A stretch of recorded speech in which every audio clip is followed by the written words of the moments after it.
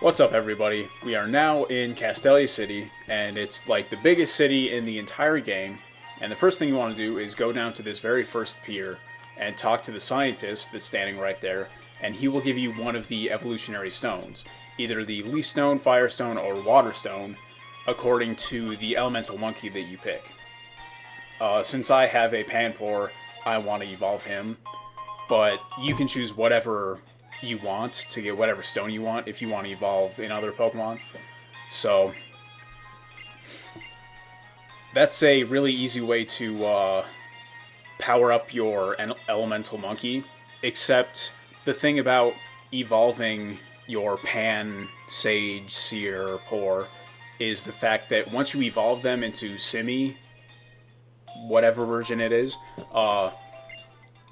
it doesn't learn any new moves. So if you decide to level it up at level 15, it won't learn practically any of the moves that it should learn. So that's something to keep in mind. You probably want to get it to the last level it looks like it learns anything is level 43. So that's something to keep in mind. And right there, you essentially just put your location. I didn't put my location because I was giving away this game after I beat it, so I didn't want to ruin anybody else's fun. Although I think you might be able to change the location anyway. And in this Pokemon Center, up in the upper left corner, you saw a dude in shades. He actually gives out some pretty cool items if you trade online over the global trade system, the GTS. And the best one is if you trade with 50 different people, you get a Master Ball. Although trading with 50 people will take quite a long time, getting a Master Ball for that is a pretty cool thing, actually, considering otherwise you only get one Master Ball in the game. So that's pretty cool. And now we're in the Battle Company, which is a great place to train up before the upcoming gym battle with Burgh. And that janitor that we met will end up meeting again shortly here. But let's see. Let's see what this chick has. It looks like she just has a Herdier, level 19. And we've battled plenty of them. And my Timber, considering it's fighting and Herdier's weakness is fighting, it should not be terribly difficult. So there we go. Especially with Rock Smash, considering Rock Smash lowers the defense of Pokemon, and it's also a physical. It lowers the physical defense, not the special defense. And Rock Smash is a physical attack. So, and there we got some Quick Balls and Timer Balls. And Quick Balls, if you use them the very first turn of a Pokemon battle, I think it doubles the likelihood of a catching, and Timer Balls are the exact opposite. The longer the battle takes, the greater the chance you get to catch. So if you find yourself in a scenario where you're trying to catch a legendary Pokemon, excuse me, and you realize man, I'm 50 turns in, you might as well start using some Timer Balls if you have them. Although, I know there's a cap on how many turns the Timer Ball keeps on getting more powerful. I'm not sure what it is. It's probably 50 or something like that. So, anyway. Here we're fighting yet another clerk. And she's using a Petalil and a Cottony. So, I'm pretty sure her Cottony has something to paralyze you, and I bet her Petalil also does. So it's always good to bring along full heals. And there we get a revive. I don't think I've covered revives yet, but well, not too difficult to realize. It revives your Pokemon that's knocked out. So, and it fills it up with half of its HP. And if you get max revives, it will also obviously heal 100% of your health.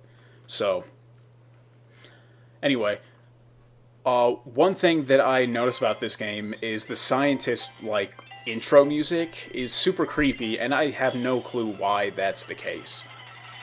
Because, back in the day when scientists were in like Red and Blue, it kind of made sense for them to have super creepy music because I'm pretty sure all of the scientists in Red and Blue were like affiliated with Team Rocket. You would always find them in like the Rocket bases, and I think that's the same thing with Gold and Silver, if there even are any scientists. I don't know, but anyway. So back then in like Red and Blue, it made complete sense for scientists to have creepy music, but now in Black and White, it's like they're just dudes chilling, making a living, working at the battle company, and for some reason they have like super creepy music. So I don't really understand that, but anyway, now we're fighting Clark Warren, and he has 3 Basculins, and you might think right off the top, like, oh, Basculin, he looks a lot like Magikarp. He's pretty useless. But actually, he's not that useless. I mean, Basculin's not that good of a Pokemon, but at the same time, he's not that great either. He kind of has, like, run-of-the-mill stats for everything. And also another little tidbit about Basculin is he has red form and blue form, and each form has its like exclusiveness to a particular game. So let me figure that out real quick, because I don't even know what type of Basculin is exclusive to what. Although actually never mind, because even you can catch whatever one isn't exclusive to your version in shaking water or, like, rustling water. But anyway, now we're on the next floor, the 55th floor, which is where we fight, you know, the chairman of the battle company. And this person has a Woobat. Terrible matchup for Timber, but I'm just gonna power through it here. Although, actually, never mind, because I guess I learned Rock Throw at some point, which is a rock move, and, you know, it's super effective against flying types.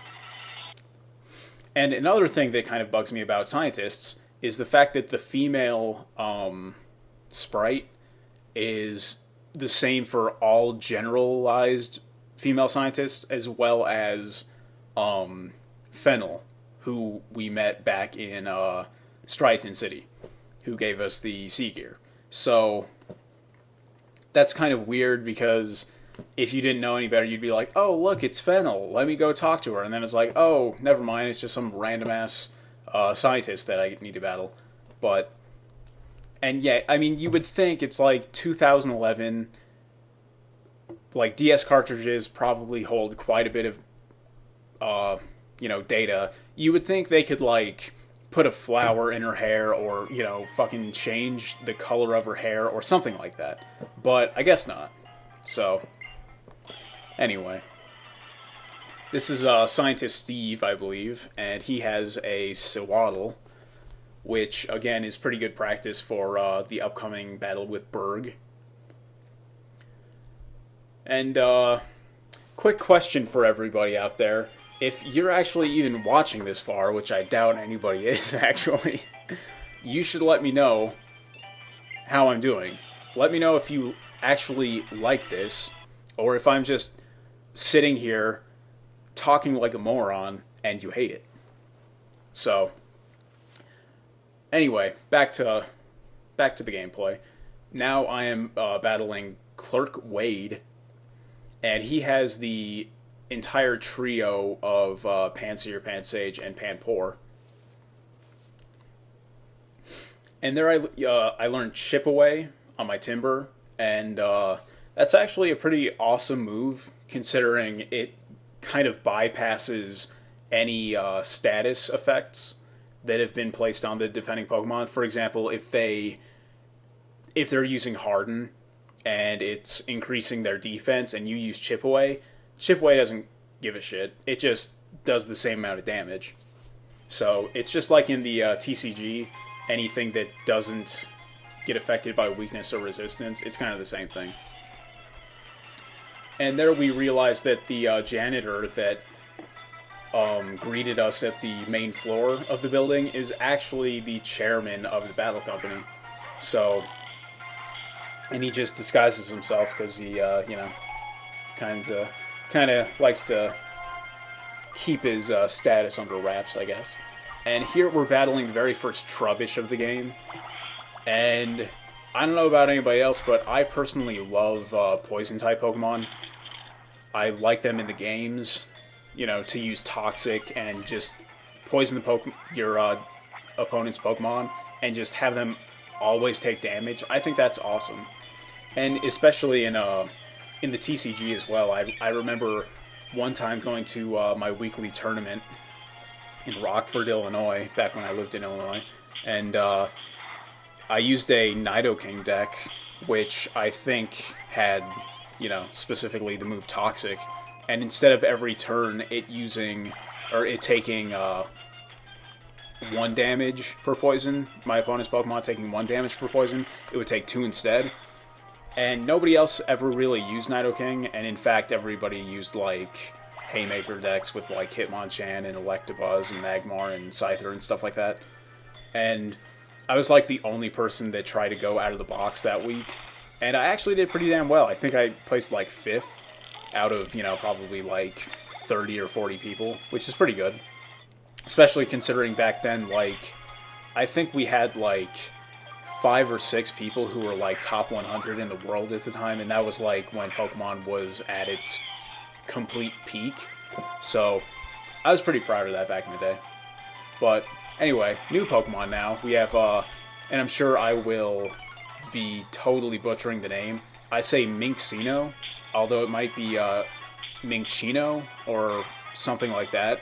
So anyway, this Pokemon, considering this dude's a janitor, it's kind of weird that he has a Trubbish, which is like garbage, and a Minccino or Minccino, which in its Pokédex entry is known for what is it, like cleaning stuff up. So it's kind of weird that he has like a dirty Pokemon and a clean Pokemon. But after I learn Mega Drain, which is like an awesome attack and only bested by Giga Drain, Janitor Jeff, or Geoff, if you will, gives you the experience share, which is an amazing item if you're trying to train a Pokemon that is super low level. And right there you can see that I missed a Hyper Potion, but oh well. Anyway, if you put your experience share on a Pokemon that isn't active during a battle, it will get half of the experience of whatever Pokemon is getting knocked out. So if I have like a Wigglytuff out as my active and a Magikarp as my non-active Pokemon, but my Magikarp has experience share, and my Wigglytuff knocks something out and gets 1,000 experience, Wigglytuff will only get 500, but my Magikarp will also get 500. So if you have a super weak Pokemon that's like level 2, towards the end of the game when you're playing through the Elite Four, you can, you know, easily get your level 2 Pokemon up to like, you know, probably like level 20 by the time you beat the Elite Four, and probably even higher than that. But anyway, that is all I'm going to do in this video for Castelia City. In the next video, I'm going to go through the rest of Castelia City and end up at the Castelia City Gym. So I will see you there.